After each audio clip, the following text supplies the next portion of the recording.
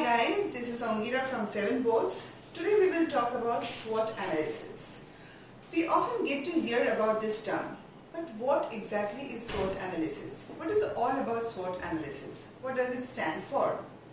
SWOT analysis is the most important business analysis tool.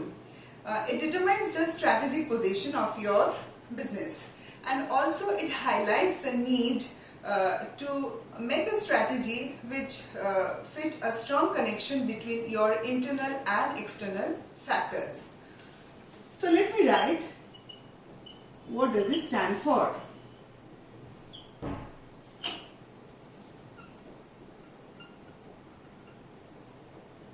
It stands for strength,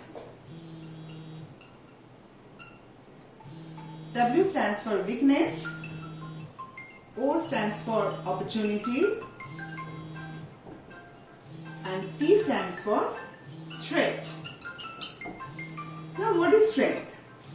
Strength is something which your business, company or business is good at doing. So, this strength is the USP of your business. What is the weakness? Weakness is what your business lacks. So these two are internal factors, and opportunity and threat, these two are derived from the external analysis. This is from Pestle, which I described in the last video. Opportunity is the potential for your business to advance, and threat is something which will make your business destabilize, or it can reduce the performance of your business in the long term.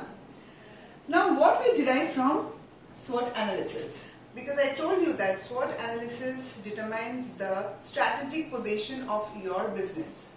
So, after doing a SWOT analysis, the things we can understand or the things we can know is what are your strengths, or what are your USPs, what are the USPs of your business? What are the differentiating positioning values of your business? What are the weakness of your business? So what are the opportunities and what are the threats of your business? So accordingly we can customize the strategy based on the SWOT analysis. Thanks guys, stay tuned and see you in the next video.